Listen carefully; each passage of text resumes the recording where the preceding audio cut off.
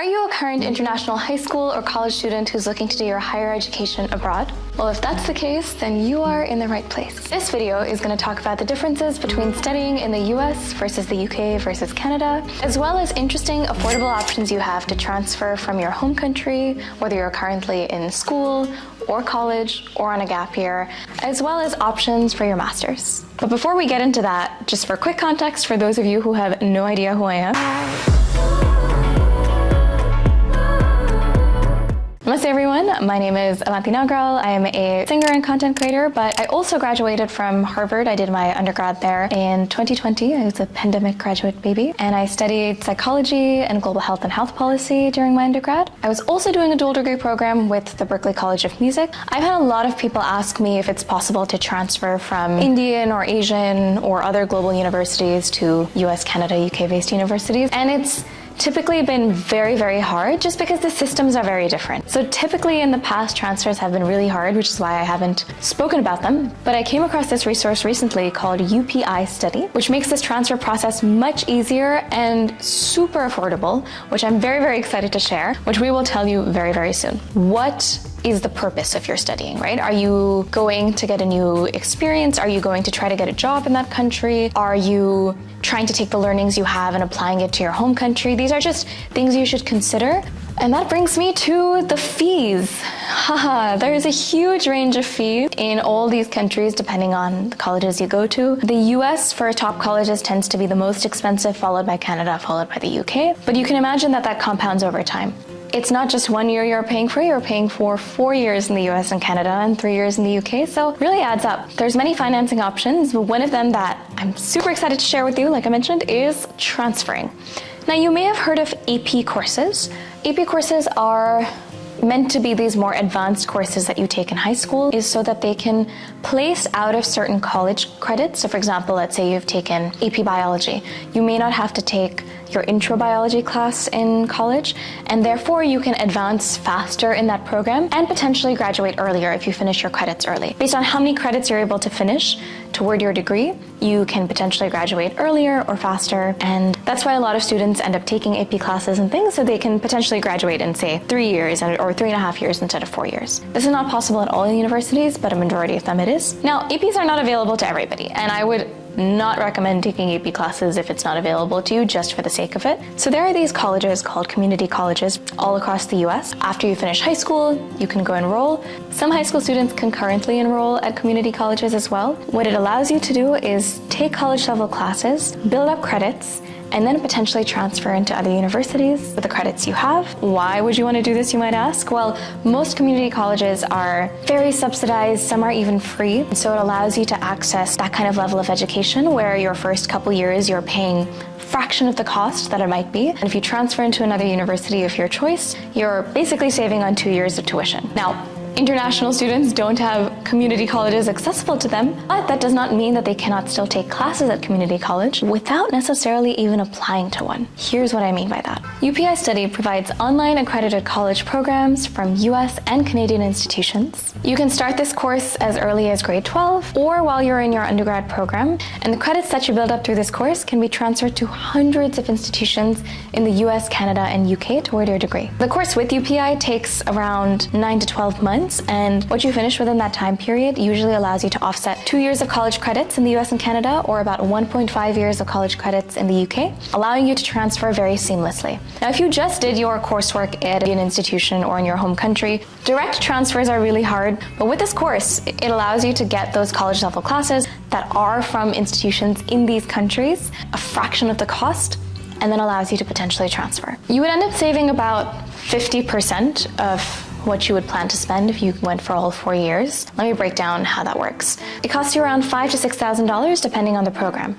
So let's take $6,000, right? You have $6,000 that counts for your first 2 years of credit, plus 2 years, which is $20,000 each, that's around $40,000. So that's $40,000 plus $6,000, which is $46,000. If you add in the 2 years of lived expenses, that's around $10,000 each. So $46,000 plus $20,000 is around $66,000, which is pretty much half of what it would cost otherwise. I have so many friends who've transferred different institutions in the US because it's a super common practice there. You transfer, whether that's from a community college to university, from one university to the other. It's just so much more accessible there. Internationally, it's really hard, but they spent the time to partner with all these institutions, get you that, and bring it down to this one course, which I think is really cool. We're just going to take a quick facts, quick category approach to this. So number one, duration. Your typical undergraduate degree in the US and Canada is around 4 years, whereas your typical undergraduate degree in the United Kingdom, the UK, is around 3 years. This is important to note because sometimes when you're applying for master's programs, they require you to have a 4-year undergraduate degree, and often students from even the UK or India or other places where they only have 3-year undergraduate degrees, it becomes harder to apply, but there's loop around. What the UPI concept offers is essentially you doing 1 year's worth of college credits from a university in the US or Canada, and then that adds on this 3+1 program, so that you end up having this holistic 4 years of undergrad as they want. It also does make it easier in some cases that you have that extra year from a US or Canada-based university. It just makes it easier with your application because they understand that system, makes it much more seamless. And also allows for you to cover up for any gap years or anything that you might have in between. You have this online program, you finish it off within 9 to 12 months, and you have anywhere between 1 to 2 years of college credits at your disposal. At the master's level, taking this also helps you with some exemptions from the GRE and the GMAT, so you can look into that if that's something that stresses you out. They also offer free IELTS, SAT, and GMAT classes, which is amazing. I spoke with the founders to understand more, and essentially it functions like the College Board, which, if you're familiar with that, administers the AP exams, the SAT exams, and has accreditation partners, meaning it's an official body that allows you to essentially get accredited under these systems and use that for the future while you're applying. It's cool. Like, I honestly, so I spoke to the founders recently, and I was like, I don't believe you because it sounds too good to be true. And then I spoke to some students, and it's cool. They've really put in the time to develop this program and build these relationships with these universities to allow for this to be a feasible option. So the question is, how do you use this resource? Now, I'm going to include all the links in the description box, including their emails, WhatsApp business number, website, pretty much anything you need. And those who are looking for next summer or next fall transfers should start reaching out to UPI now, so that you can build up those credits and potentially transfer and apply next year. Here's a list of the most in-demand universities through this program. At the moment, at the undergraduate level for this transfer option, focusing on courses in psychology, business, or computer science, which are usually that international students opt for. If you're studying any of these programs or you want to study any of these programs, it's a great resource to check out. The cool thing is that the courses they offer are not just electives. Every degree usually requires a core set of requirements. In the US especially, even if you're studying English as your major, you still have to take one quantitative or math course, one science-based course. If you have the option to do a lot of your core courses through this program, different bodies in the US, Canada, and the UK, it allows students access to 2 things. One is the opportunity to apply these transfer credits to, I think, 2,800 universities that they have in their partner network, which is incredible. And 2, because they're accredited by Canada and the UK as well, you can technically also transfer it to Canada. It's not just one country specific, and it applies to all 3. But at a baseline level, the duration is 4, 4, and 3. Moving on to the application process. The application process involves your school transcripts or your college transcripts, a set of examinations, and it involves some sort of an essay. These are more focused on you, your individual story, and what you want to contribute to the world. Whereas a majority of the universities in Canada and the UK are focused more on what is the program you are applying for and why do you have an interest within that program. Most places you have something called an SOP, which is a statement of purpose, but at the baseline, most of them are grades, exams, essays, and plus plus. So the US being the most extensive, Canada being somewhere in between, and the UK being the least extensive. So some of the common exams you have to take across the board are either the SAT or the ACT, which is an aptitude test. You may have excellent school grades, but what they're trying to do is see your comparison point and your percentile rank compared to other students who are applying around the same time. Now, the SAT and the ACT are required for most US colleges. Even when they say it's optional, I would highly recommend doing it. The SAT and ACT are also accepted at most Canadian universities, some of which ask for it. And in the UK, some universities accept it, but it's not usually required. The US and Canada also focus on that, but it's your school grades plus the standardized exam, whereas in the UK, it's usually your school grades.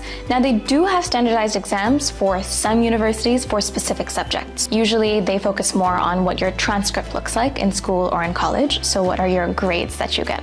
At the master's level, you have the GRE exams, which is kind of across the board in all 3 countries, and the GMAT if you're going for a business program. Most business schools require the GMAT. The 3rd exam, which is required if you as an international student, regardless of the country you're in, is the TOEFL or the IELTS. These are exams to test your English proficiency. Now, between the 2, if you are applying to multiple countries, I would recommend taking the IELTS only because it focuses on both American and British English, which is applicable to the US, Canada, and the UK, whereas the TOEFL focuses on more Americanized English. But most universities across all 3 spaces accept both. You just have to check specific universities you're applying to, what kind of exams they accept. Okay, the next thing we want to compare across the countries is employment opportunities. It really varies across the programs you're taking and what the country is looking for at the time. After you graduate, there's a study work period before you get a work visa called the OPT, and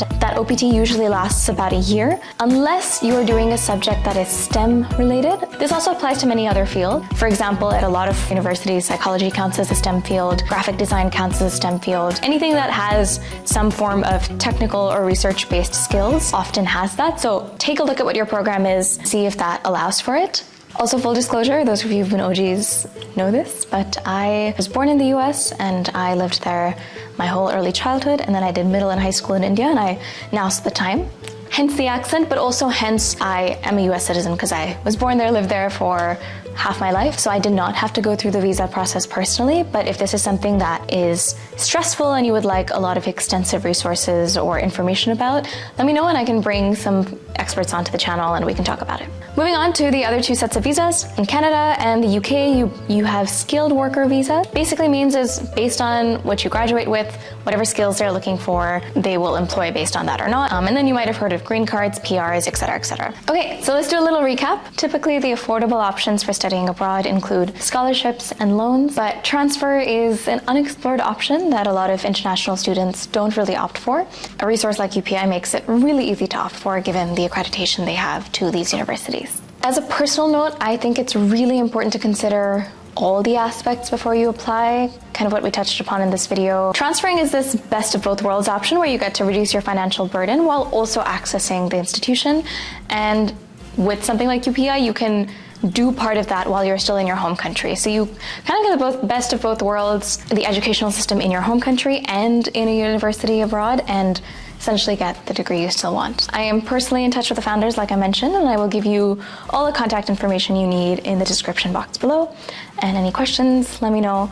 I'll ask them to take a look at the comments too, so perhaps they can answer some of your specific questions in the comments if you have them. So feel free to go ahead. And sending you loads and loads of love. And yeah, that's about it for me. You were my hideout on my sleeve, and you ripped it right off of me. I promised you I'd never leave, so do me one favor, please. Disappear, disappear, disappear.